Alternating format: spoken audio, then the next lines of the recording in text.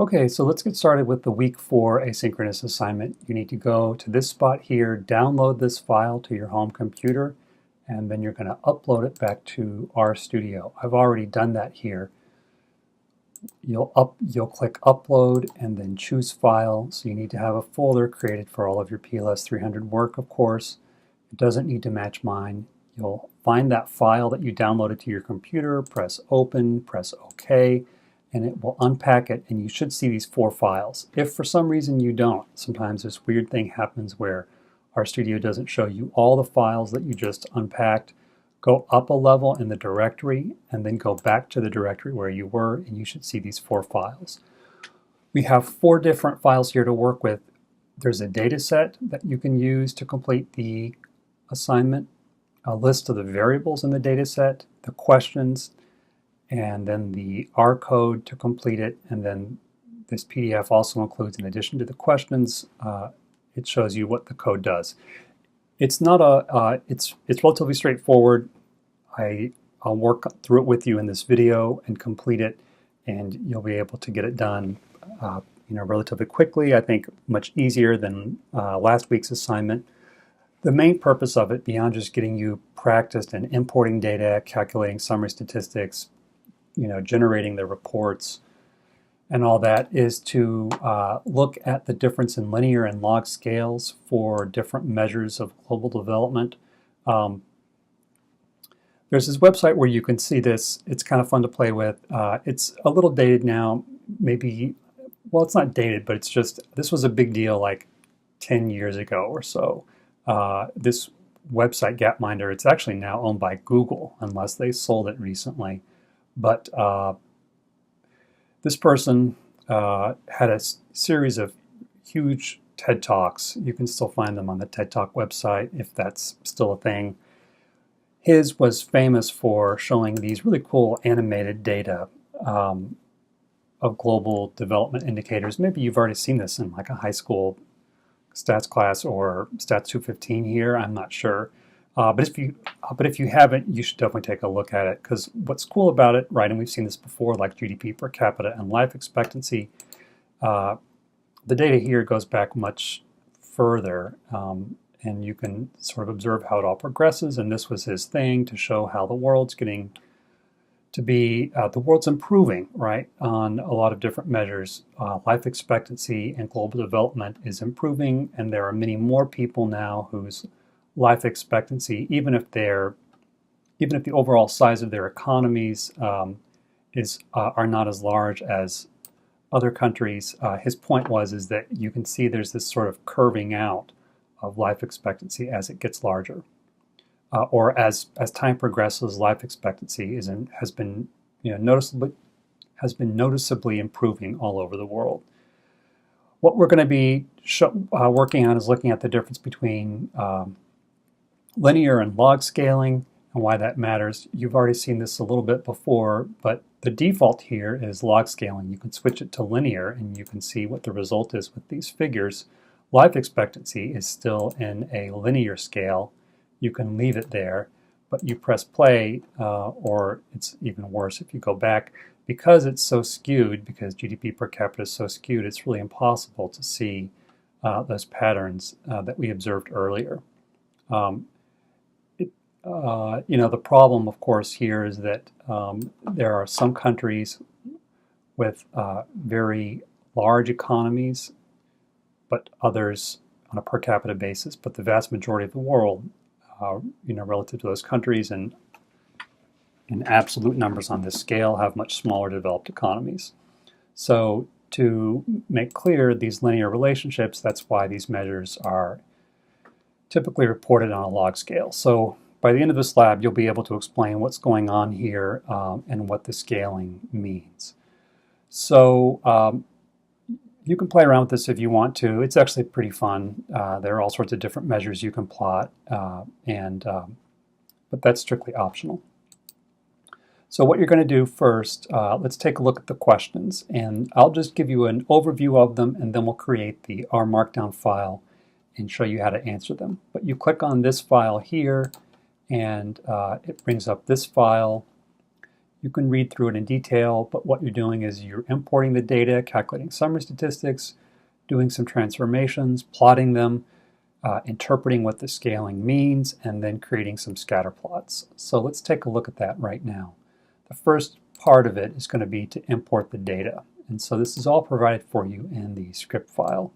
The only thing you're going to have to do is pick out one additional variable. That's what the instructions say. But you can do anything that you want. Once you read in the data, this is what it looks like when you first open it.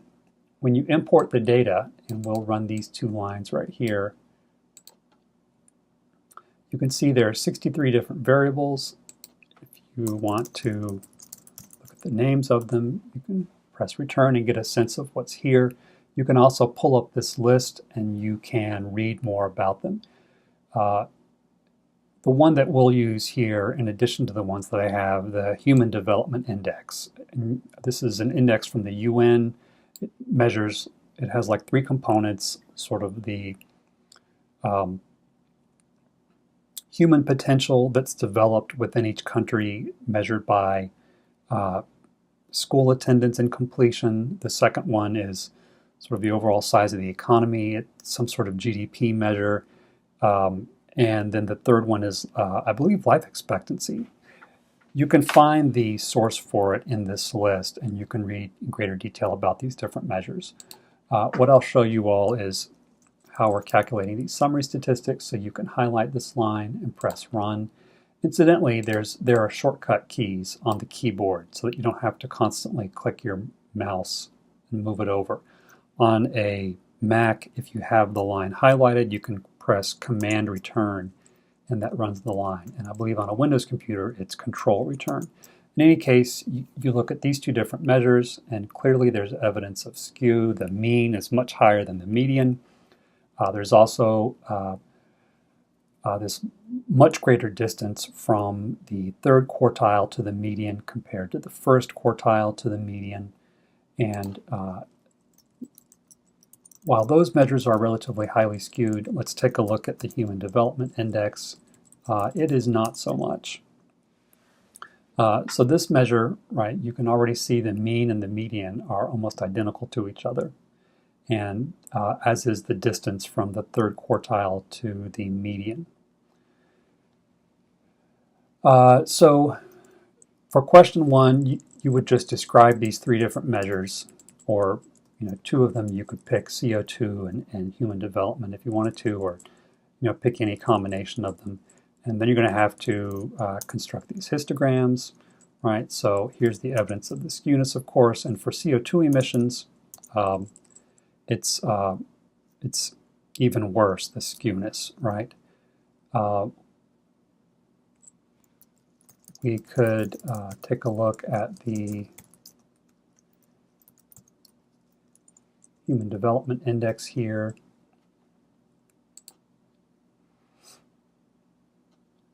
And then, so what's interesting about this is that according to these 3 different components, right, the world, is just not such a kind of bleak place, I suppose you could say, right?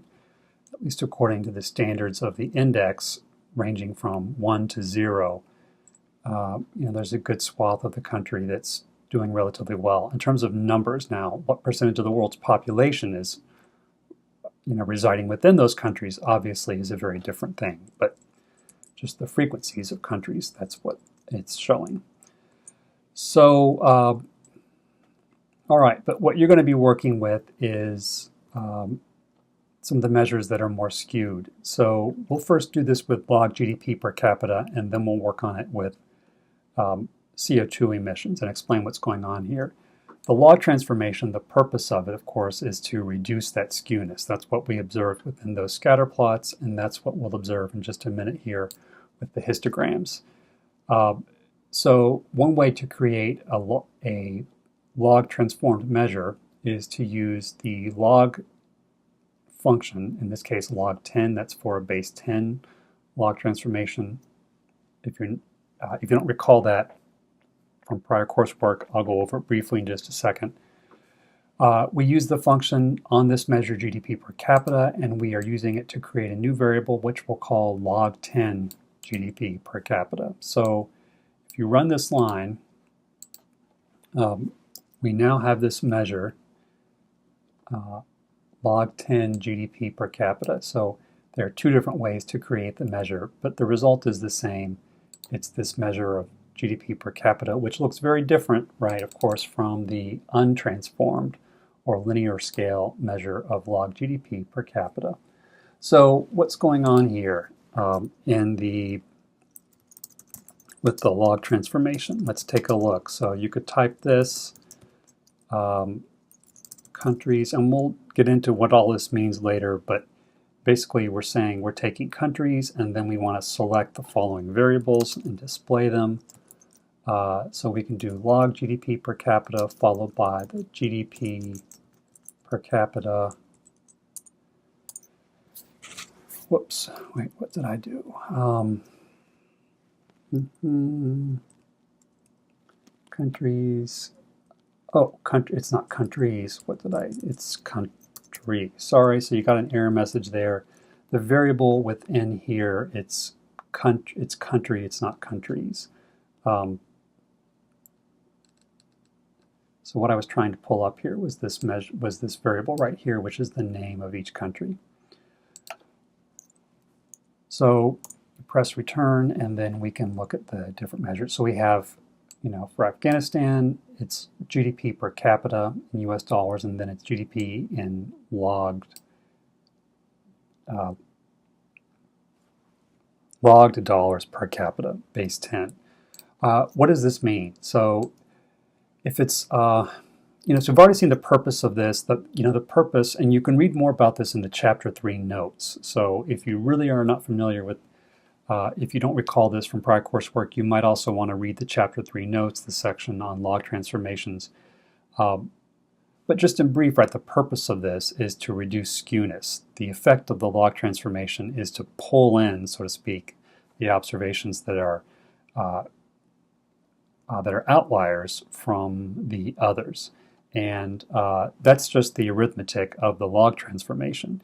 It's a different scale. It's not a linear, or counting scale that is maybe intuitive, but it's just an alternative way of scaling the measures. So what it means is, where does this 3.32 come from? Well, if it's a log 10 scale or a log 10 base, what that means is that 3.32 is just the number to which we need to raise 10 in order to find the base. So it's a little different because of the rounding here, but you get the idea. If it's a log 10 base, we raise 10 to the power of 3.32 to find the original value, $2,080. And so that's what's going on with the log 10 function is it's finding for us to what power do we raise 10 in order to get this value. So what do these things mean? Well, just think back to, or just maybe as an example, let's just try log 10 of 1. I'm sorry, log 10, so the log 10, the base 10 log of 10, all right, which is 1. That's what I was trying to get to. So to find 10, we would just raise it to the first power and get our 10. So the base 10 log of 10 is 1. All right, that's confusing. Here's the part that's not so confusing. What about the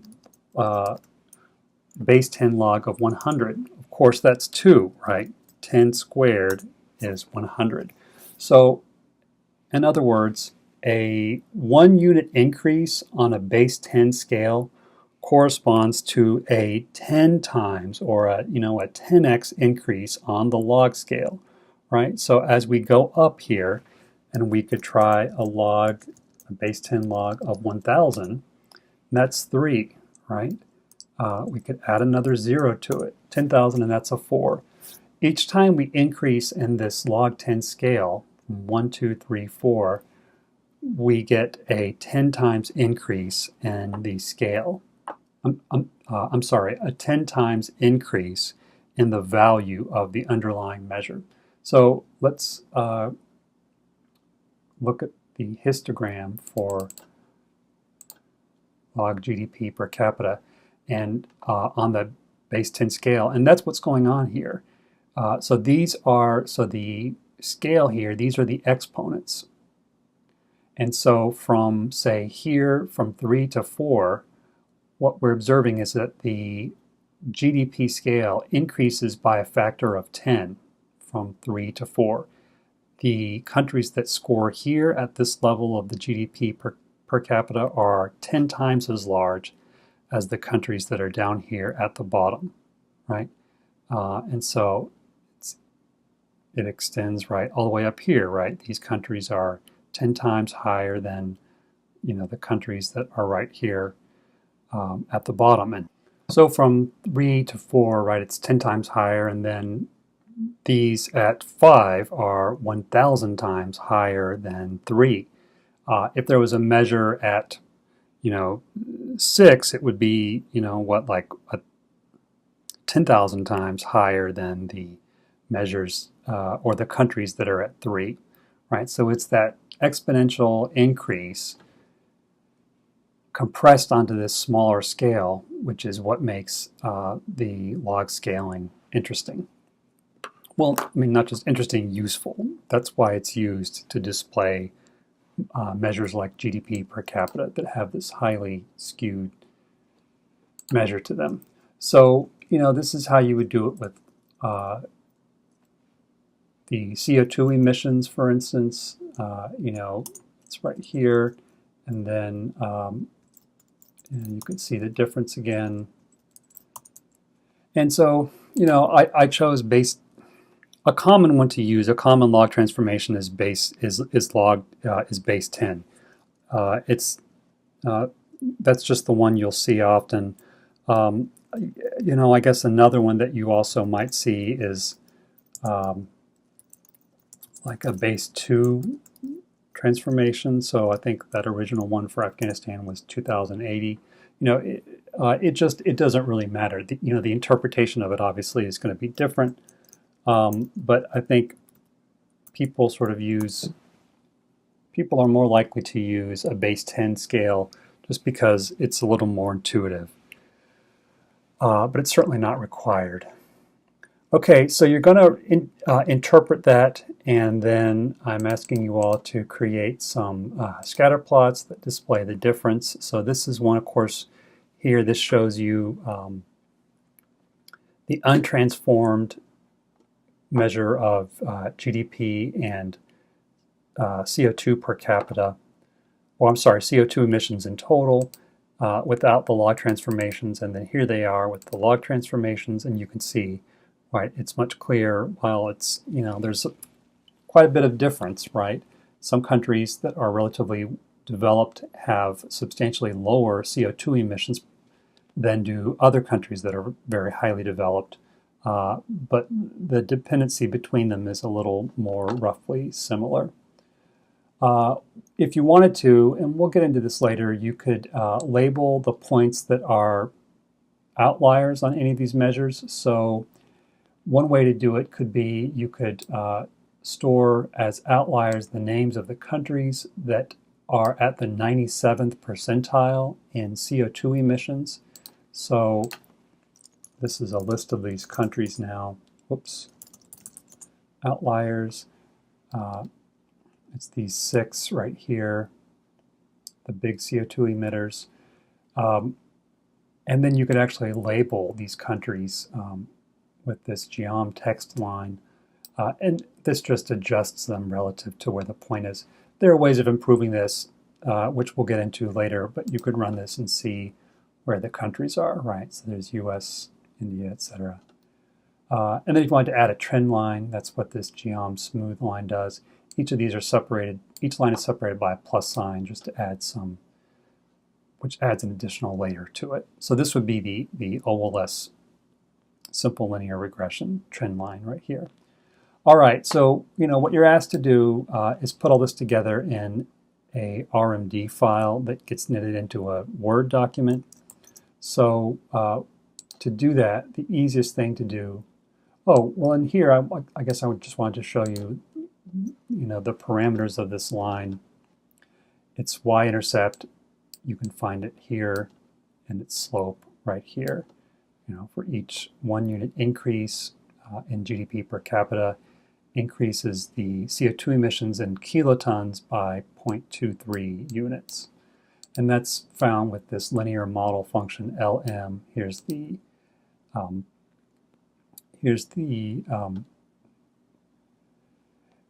GDP per capita. Oh wait, I'm sorry. I have this messed up, don't I? This is not correct. It should be the other way around. I don't know how I did that. It should be like this. So never mind, you don't have to worry about this. That's what we're looking for. I don't know how I messed that up. But this corresponds to the line, though. So these are the parameters that correspond to the line. The y-axis intersects the CO2 emissions at just barely below 0, and this is what we were looking for, the GDP per capita as it increases by 1 unit, CO2 emissions in kilotons increase by about 1 unit. So it's about a 1-to-1 from GDP per capita to CO2 emissions relationship. So that's the LM function has y first followed by x. So I'm not sure how I ended up messing that up and giving it to you in the file, but there it is. You don't need to worry about this. You can include it in the file to submit if you want to. What we'll do though is just go up to the top and then copy this.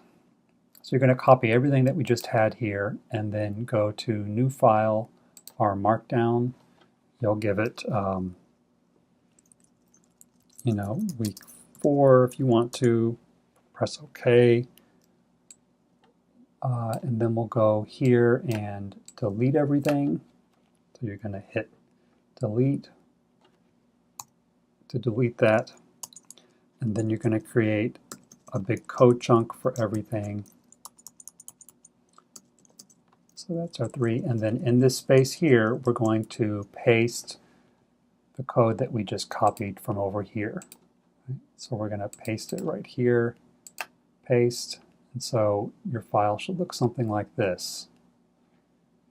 And then we're going to save it in this directory. So it's red here. We can click this save button, and we'll just call it week 4.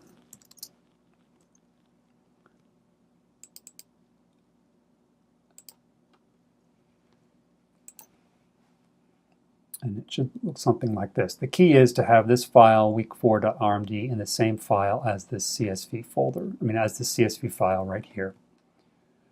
All right, so we can edit this a little bit, and you can do your, you could have your discussion for Q1 here at the end of it. So question 1, you have to run the summary statistics and just interpret it. So you could put your interpretation here, just a few sentences, explain what you see in the summary. But then you're going to have to start a new R code chunk for question 2. So question 2, you're creating these, you're plotting these on a histogram and then creating log transformations of them. So that's here, and then you're explaining, you're doing the histograms and then explaining what's going on there. So you can end that and then answer Q2 here. Just explain the scaling and the log transformed histograms. And then we'll start the final code chunk for these scatter plots. They're here. And you could change these around, right, if you wanted to. You don't have to, but you could create, you could plot, if you wanted to, you could plot GDP per capita compared to the Human Development Index as well. So if we wanted to do that, right, we could do qplot. Actually, it might be easier just to copy this line right here, qplot.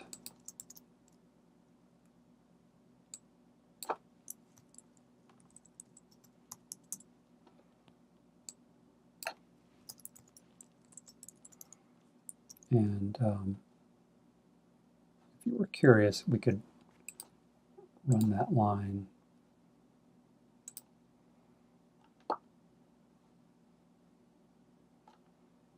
Oh yeah, of course it does it down here, and that's the obviously there's pretty strong linear trend here. I mean, GDP per capita itself is a component of HDI, so it's not surprising that there's this pretty strong relationship between them. But you don't need to worry about that. You can just leave it as it is. So, and if you wanted to delete the model stuff at the end, you can do that too. It doesn't really matter. In the end, and then you answer the last questions here. And so your file should look like this. You have a code chunk, and then you have the histograms created here, and then the summary statistics, reading in the data, and then you're going to click knit. So you can knit it to Word or to PDF. If you're going to add your interpretation after you generate the document, then you need to knit it to Word, and you can then add all this stuff. If you're going to actually add the interpretations right now, then you can just knit it to PDF, and it will get generated here. All right, and then this is what you're turning in once you add your interpretation of what's going on here, especially with the log scaling. All right, that's it. So you submit that back to the spot here for it when you turn it in, and that's it. You're done.